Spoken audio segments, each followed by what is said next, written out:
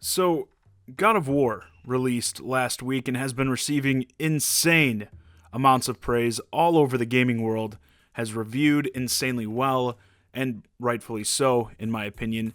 But this isn't just a great game.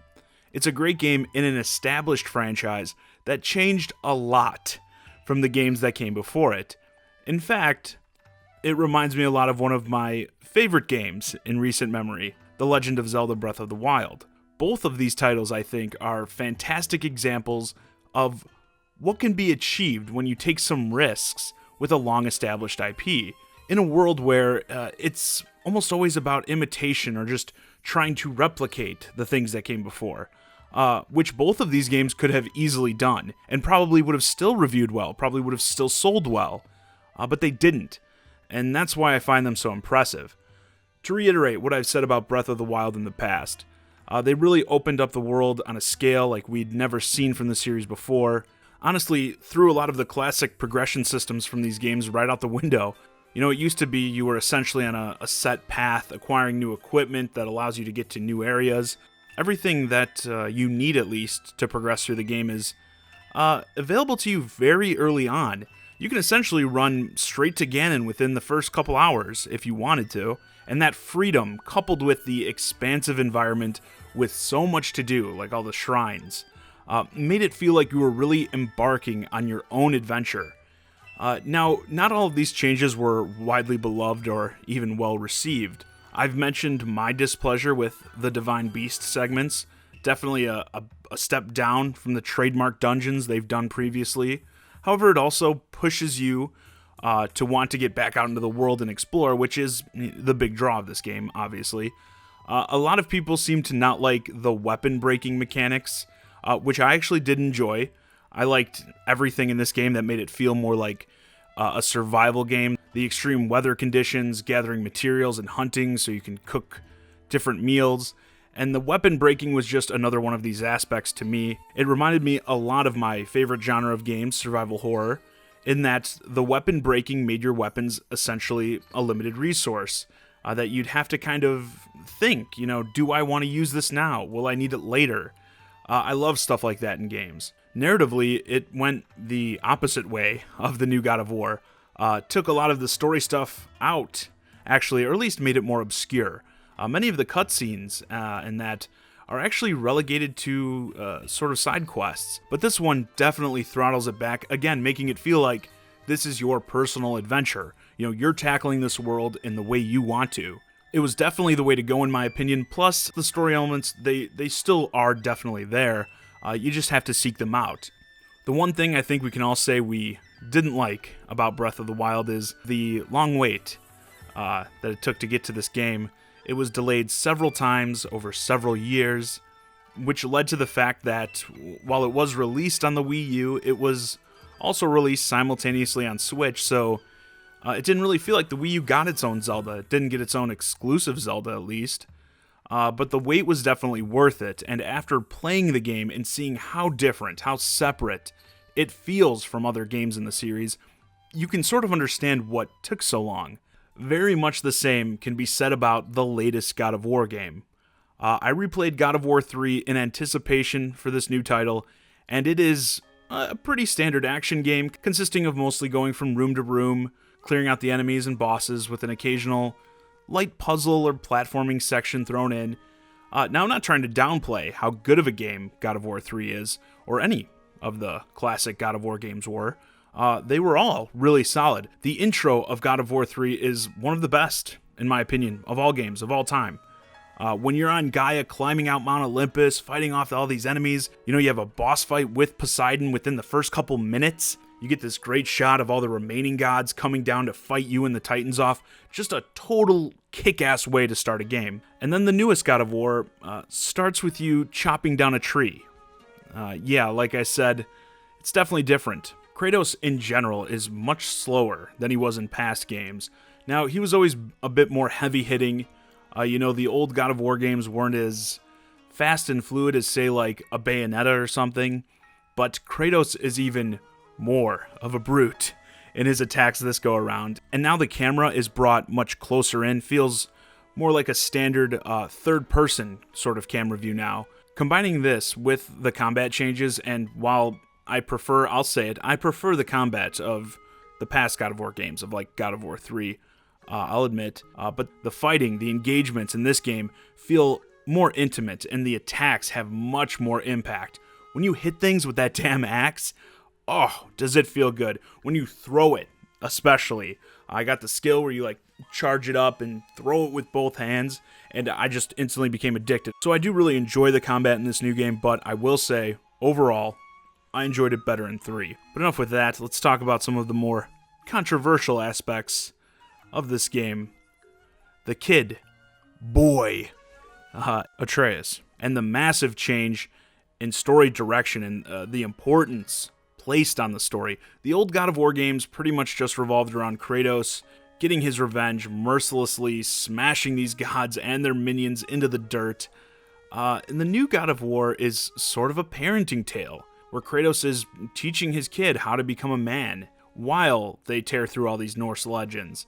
I'll come out and say it, I see the criticism all over the place, and I agree, it is very, very similar to Ellie and Joel in The Last of Us.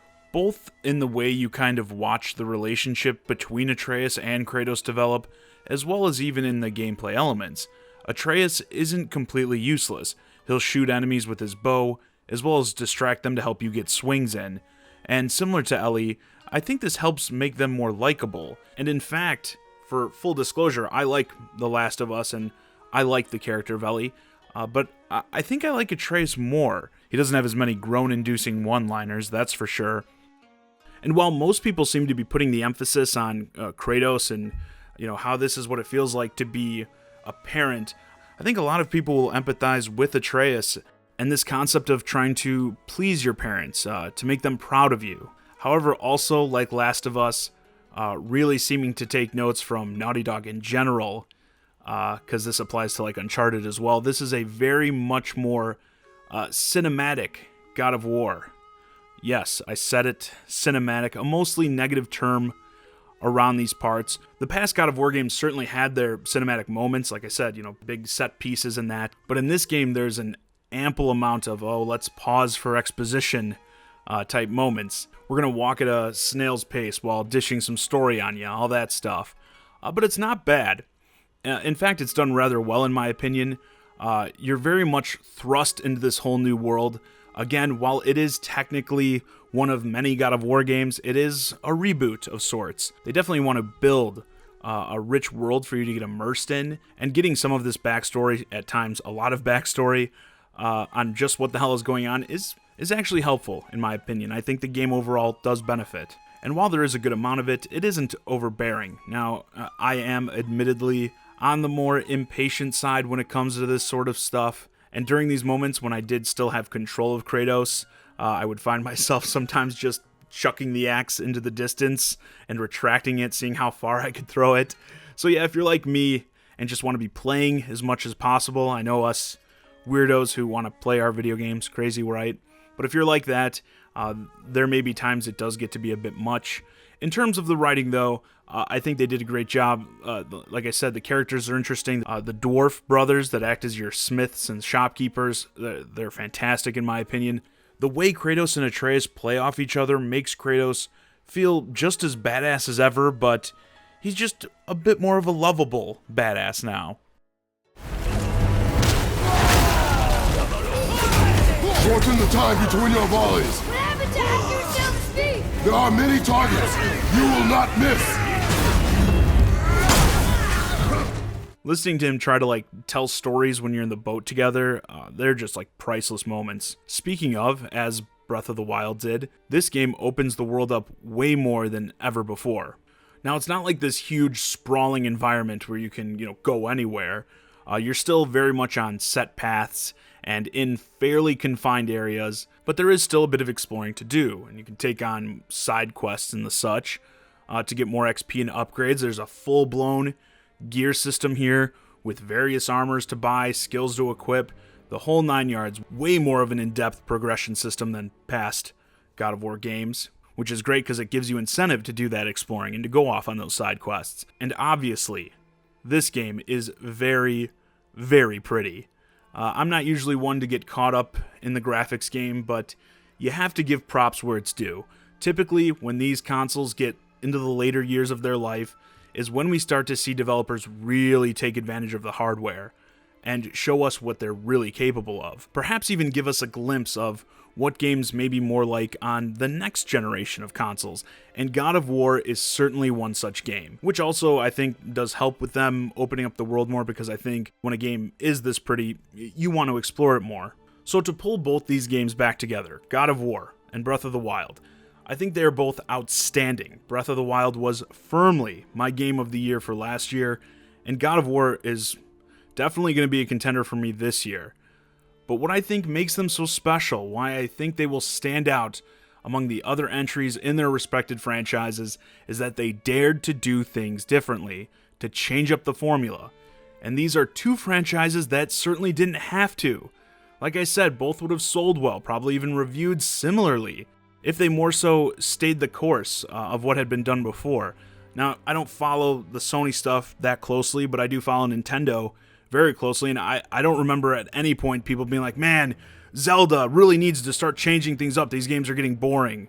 I don't remember anybody saying that, but they did it anyway. And in doing so, in both cases, there were plenty of things to love, but they each stumbled in some areas as well. This allowed them to rejuvenate their franchises, make them even more interesting than they were before. And if you've been following me, this is a point I've been talking about a lot lately. How do we keep games, the gaming industry, interesting? And shaking things up in these big franchises is a great way to do so. I get that it's hard to bet big on like a new IP. When it comes to games with these massive budgets, these companies like their key players.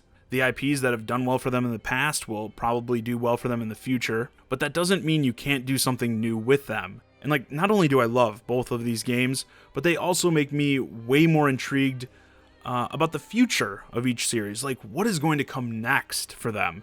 And again, it makes things more exciting. And sure, there will always be people who fear change, but I think as long as these games stay true to the core of their respective series, people will end up accepting them. I don't know if we need like a Zelda FPS game or a God of War turn-based RPG or anything like that, but trying some new things where it makes sense is a good thing. But anyway, with that, this video's a wrap. Just wanted to highlight these two fantastic games in storied franchises on two different consoles. Always great to know people are getting stellar exclusives like these. Makes you proud to own these systems. Do you hear that, Microsoft? But I wanted to put the spotlight on the fact that the devs took some risks here, and in both cases, they paid off in a big way. And I hope the stories of these games inspire more companies to do the same. So let me know your thoughts on getting new experiences out of these classic IPs in the comments. What do you think about the changes these games made compared to the past installments? As always, I'm John Zakari, and thanks for watching.